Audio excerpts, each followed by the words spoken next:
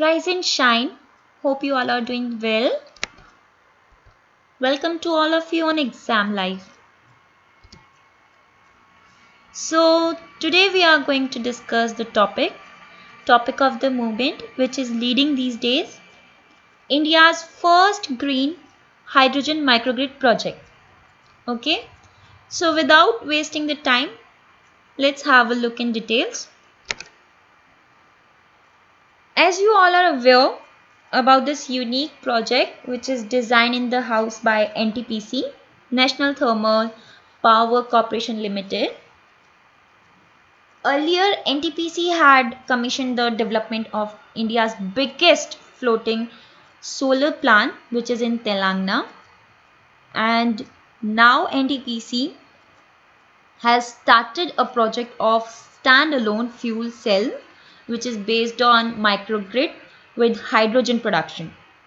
Alright. Not only this, it has also awarded the country's first green hydrogen microgrid project at its Shimhadri plant near Visakhapatnam in Andhra Pradesh. Now the thing is how this project will helpful and how this project will going to work. Okay. So this project will be useful for further studying and deploying multiple microgrids in various off-grids and strategic locations of the country. Okay. NTPC, as we all know, NTPC is an important subsidiary of Indian government. It is also one of world's largest green hydrogen microgrid project. Okay. And this project is in the vision of Prime Minister Narendra Modi for becoming neutral by 2070 and making Ladakh a carbon neutral territory, which means it will open prospect for decarbonizing the far-off regions of the countries such as Ladakh, J&K, etc., which are totally dependent on diesel generators. Okay, let's move forward. Now, what is green hydrogen? Green hydrogen is a hydrogen that is generated entirely by renewable energy. Okay, which means when we burn hydrogen with oxygen, there is no carbon emission in it.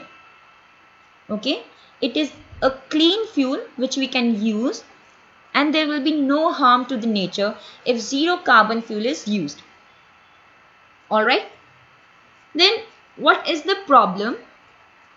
The problem is in the process, is in the method. Okay, the problem was the method that were being done so far to make hydrogen fuel.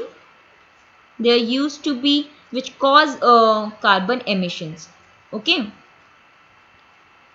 so there are also other three forms of hydrogens, which are brown hydrogen, grey hydrogen and blue hydrogen. How these hydrogen are differ from each other, let's see. Brown hydrogen, which is produced by using coal, where the emissions are released to the air. Whereas grey hydrogen, it is produced from natural gases, where the associated emissions are released to the air.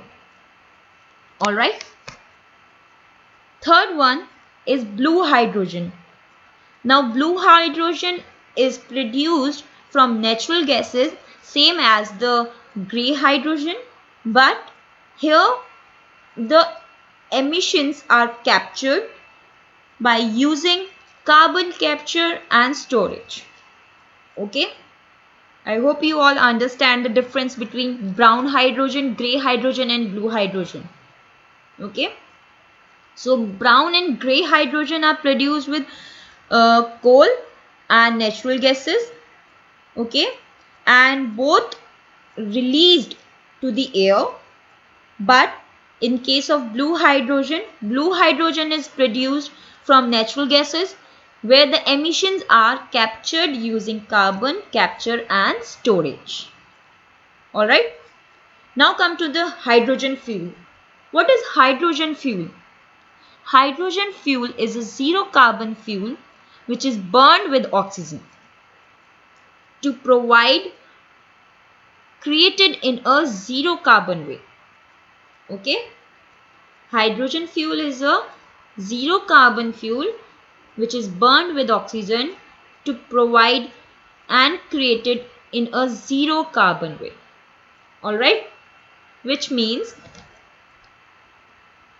the fuel can be a game changer for the energy security of India, okay, which imports 85% of its oil and 53% of gas requirements.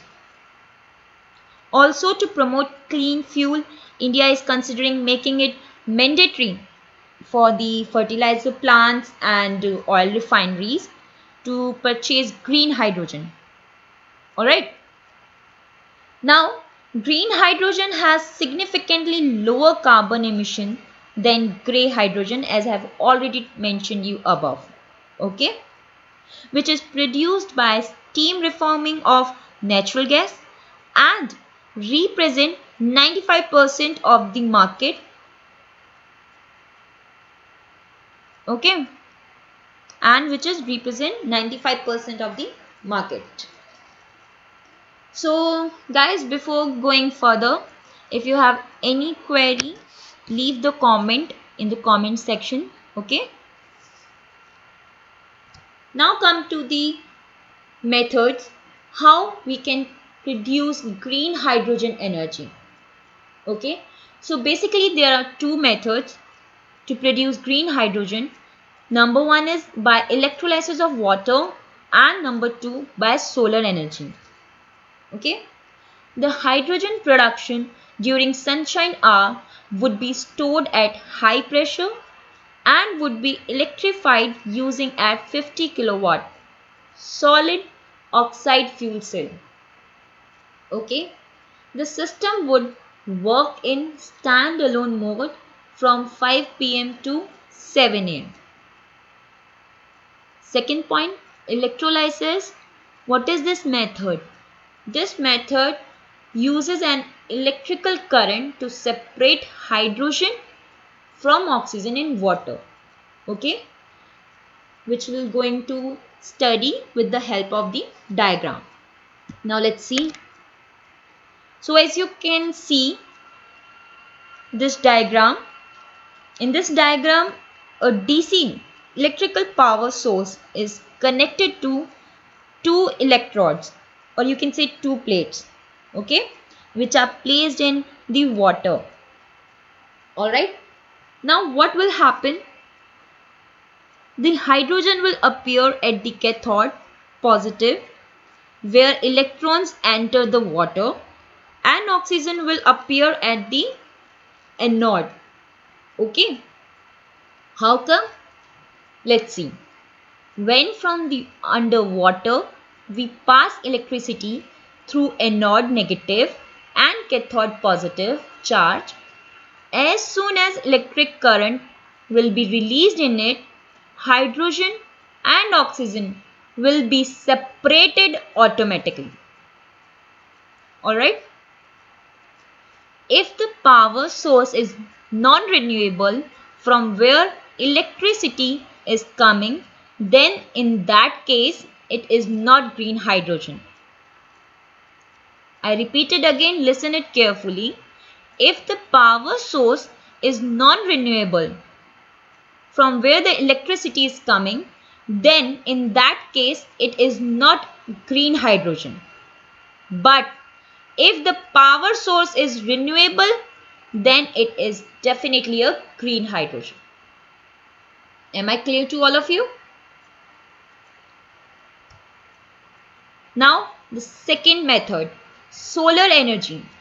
Okay, if the electricity needed for electrolysis is generated from renewable sources such as solar, wind, the production of hydrogen in this way emits no greenhouse gases. Okay, I repeat it again. If the electricity needed for the electrolysis is generated from renewable sources such as solar, wind, then the production of the hydrogen in this way emits no greenhouse gases. Alright, let's move forward. The hydrogen would be produced using the advanced 240 kilowatt solid electrolyzer by taking input power from the nearby floating solar project. As I've told you above, NTPC had started floating solar project which is in Telangana, right?